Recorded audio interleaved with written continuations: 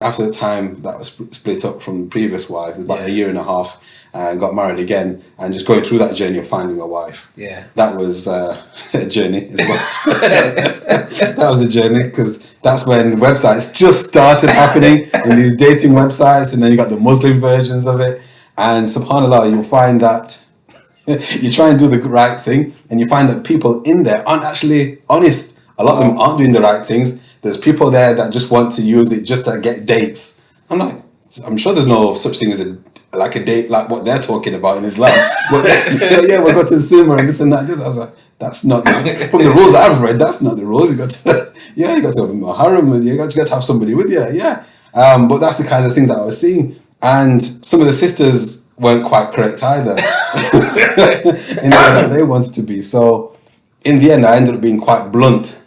In what I says, look, I'm black. Yeah, that's saying, yeah, I'm black. I'm Jamaican. I've been married before. I put all the stuff down. I've got a son. I look after him as well, and so I put everything down there, so then people know what they're going to get into. So basically, just disqualify myself. If you don't like that description, then go the opposite direction.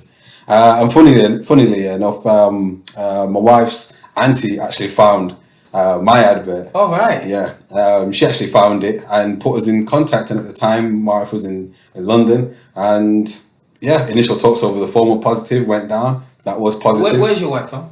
Sri Lanka. Oh, Sri Lanka. Yeah. Okay. So she was actually with family in London. So went down there, met everybody, seemed like a decent family, and that continued to grow. Wow. And out of everybody that I spoke to, how I rationalized it for myself, because it was a very different, for me, really, the first way of really having actually an Islamic relationship. It was all centered around the deen. What you can marry your wife for. The beauty, the money, etc. And for me, it was about the deen. That was the most, that was the biggest thing that I wanted to try and get right. I've done it the other way, following the heart. It didn't work out for me.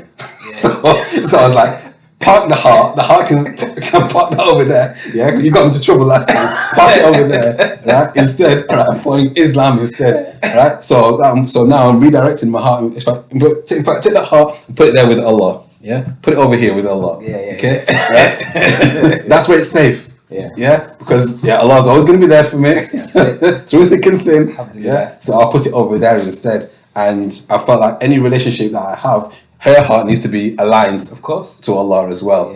And then inshallah, you try your best and you make it work that way. And when I spoke to her, she was very direct, no nonsense, no side talking.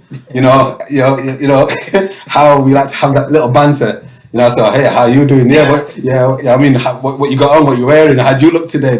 No, there's no nonsense talking. So when I spoke to her, if I tried to give her a little banter, a little patter, no, all right, say Islam, come by. I was like, wow, mashallah, she's good. I like this one. She was just about the deen and very, very straight. And that's where she was, and she was doing some huge practice. Her ibadah cycle was massive.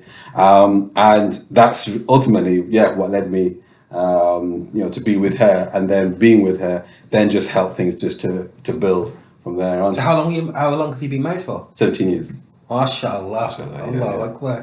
But time is just flown, hasn't it? When you count the years, time's flown. When you reflect, you see that you've been through quite a lot of different things. And marriage isn't without its challenges. It says half your deen is in your wife, half your deen is in your wife. It's true. You can be that soldier by yourself.